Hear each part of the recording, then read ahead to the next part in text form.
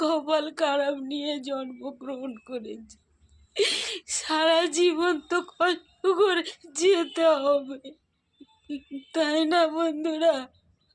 সারা জীবন কষ্ট করতে হবে, সারা জীবন কষ্ট করে যেতে হবে। কেন আশেপাশে তো আমার আর কেউ নেই, আমার আছে একটা ছেলে, তাও 12 বছর পরে এসছে, হারিয়ে গেছিল। আর তো আমার কেউ নাই।